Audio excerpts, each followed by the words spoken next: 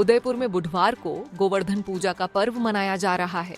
इस मौके पर बड़गांव के कृषि विज्ञान केंद्र में गौशाला में विशेष गोवर्धन पूजा हुई। इस बार करीब 11 फीट का विशाल गोवर्धन तैयार किया गया। पूजा के बाद ग्वालों ने गायों के साथ पारंपरिक खेल की परंपरा को निभाया। खेल के बाद ग्वालों ने उन गायों को गोबर से बने गोवर्धन के ऊपर से गुजारते हुए गौशाला से बाहर निकाला।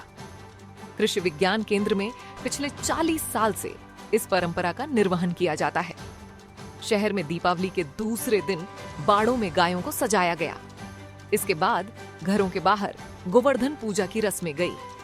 कृषि विज्ञान केंद्र में गोवर्धन पूजा के बाद ग्वालों ने पारंपरिक खेल खेले और फिर गायों को गोबर से बने गोवर्धन के ऊपर से गुजारते हुए बाहर निकाला।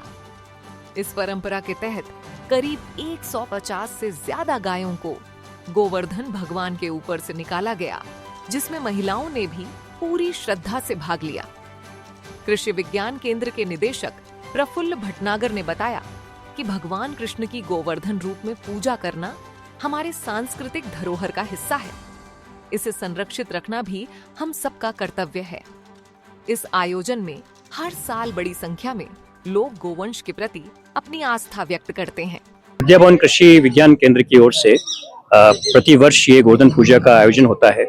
इस आयोजन की सबसे अच्छी सुंदरता या खूबसूरती ये है कि हमारे कृषि के जितने वैज्ञानिक हैं वो और जो गोपालक है वो मिलकर इस आयोजन को करते हैं और कहीं न कहीं एक बहुत सुंदर समन्वय है अध्यात्म का, संस्कृति का और विज्ञान का।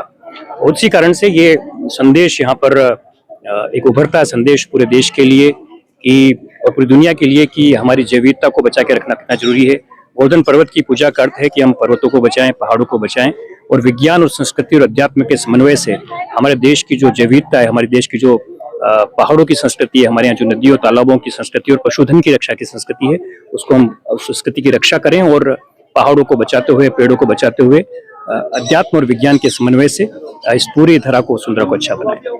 कितने साल से आयोजित किया जा रहा है और आप कब से आ रहे हैं? विद्या भवन की स्थापना 1931 में हुई और उसके क्रम में 1982 के आसपास ये कृषि विज्ञान केंद्र बना और कृषि विज्ञान केंद्र के बनने के साथ ही हर वर्ष ये आयोजन होता है।